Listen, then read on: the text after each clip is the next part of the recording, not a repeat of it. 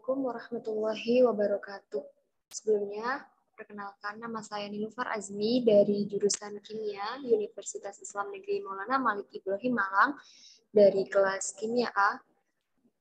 Kali ini saya akan menyampaikan hasil resum atau kesimpulan saya pada bab Kimia Dasar 2 ini. Dengan judul Sejarah Asam dan Basa.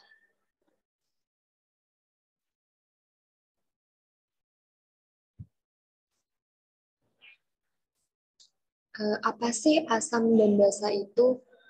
Pada zaman kuno, orang ingin mengetahui apakah itu asam atau basa, yaitu mereka akan mencicipinya dan menggolongkannya berdasarkan rasa, tekstur, dan baunya dengan penginderaan.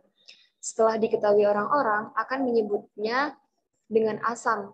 Asam di sini berasal dari kata Yunani, yaitu oxein, yang bermutasi menjadi kata kerja Latin acere, yang berarti membuat asam. Pada zaman kuno tahun lalu juga ahli kimia Arab mempersiapkan asam nitrat. Bagaimana caranya? Yaitu memanaskan kalium nitrat dan melarutkan gas yang dihasilkan dalam air sehingga memunculkan hasil asam nitrat yang berasa asam. Selanjutnya yaitu pada zaman kuno juga hal-hal yang terasa pahit akan memunculkan kata basa yang berasal dari bahasa Arab yang berarti panggang dalam wajan atau abu tanaman. Secara istilah, basa berarti memanggang. Karena zat basa yang pertama diperoleh dengan memanggang abu, kemudian mengolahnya dengan air dan kapur, dan menghasilkan yaitu CaOH2. Hal ini akan menghasilkan NaOH dan KOH. Itu adalah dua basa paling klasik yang digunakan untuk membuat sabun. Selanjutnya yaitu adapun contoh asam dan basa. Yaitu di sini ada jeruk, ada sabun, ada cuka, ada keju, dan HNO3. Kemudian di sini ada H2SO4 dan ada sabun deterjen. Selanjutnya, pada pertengahan ahli kimia menemukan sifat-sifat asam dan basa dengan mereaksikannya berbagai zat dan satu sama lain, mereka menemukan bahwa asam dan basa berlawanan satu sama lain, dan bahwa kekuatan asam dari asam berkurang ketika alkali ditambahkan. Kemudian, Robert Boyle juga menemukan bahwa beberapa ekstrak tumbuhan berupa warna dengan adanya asam atau alkali. Hal ini kemudian memunculkan penggunaan indikator.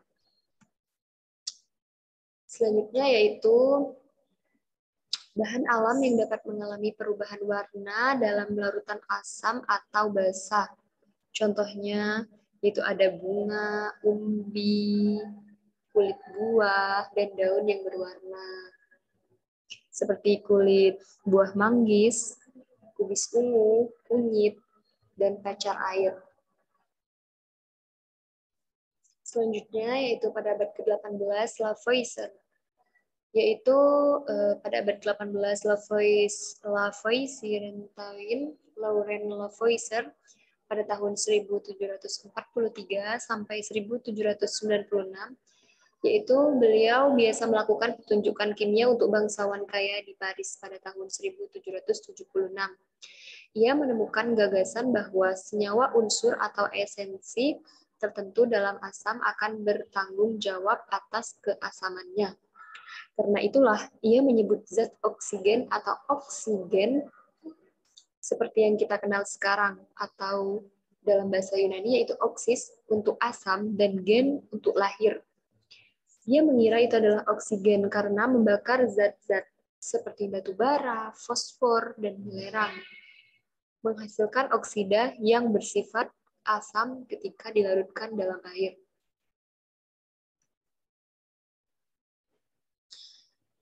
Masih pada abad ke-18 muncullah ilmuwan Davy dan Priestley, ilmuwan Inggris Humphrey Davy pada tahun 1778 sampai 1829, yang antara lain menemukan kegunaan dari nitrous oxide atau kita bisa sebut dengan gas tertawa dengan eksperimen sendiri melanjutkan penyelidikan ini dan pada tahun 1810 ia menemukan bahwa tidak hanya oksigen yang bertanggung jawab atas keasaman, karena banyak senyawa asam lainnya yang tidak mengandung oksigen, misalnya HCl.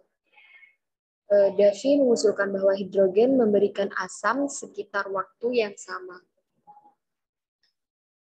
Joseph Priestley membuat penemuan yang sama, jadi sama ya.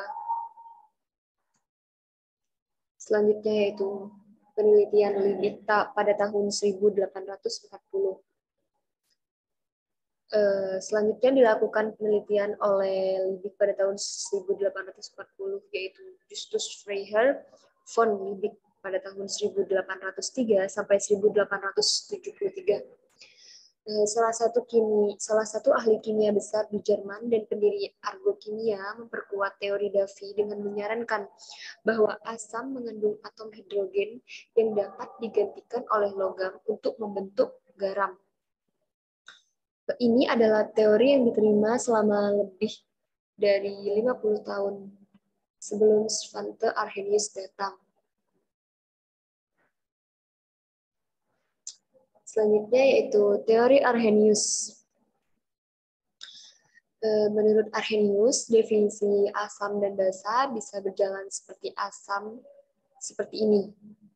Asam jadi asam adalah zat yang menghasilkan ion hidrogen atau hidrogen bermuatan positif, sering disebut proton atau disingkat H+. Kelarutan atau air. Contohnya yaitu HCl berubah menjadi H+ dan Cl-.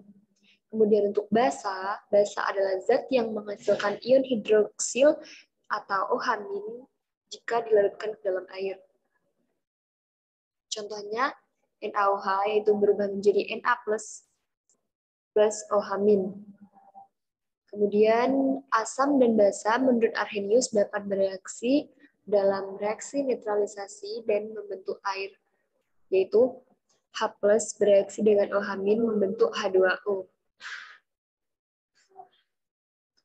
Selanjutnya yaitu Brønsted-Lowry, terinspirasi oleh karya Henny, seorang rekan Denmark bernama Johannes Nicolaus Brønsted, dan secara independen seorang Inggris bernama Thomas Martin Lowry memperluas teori asam basa pada tahun 1923. Mereka menyadari bahwa model Arrhenius tidak memperhitungkan senyawa kovalen yang berperilaku sebagai asam atau basa. Selanjutnya yaitu teori asam basa Brønsted-Lowry. Di sini ada HCl dan H2O.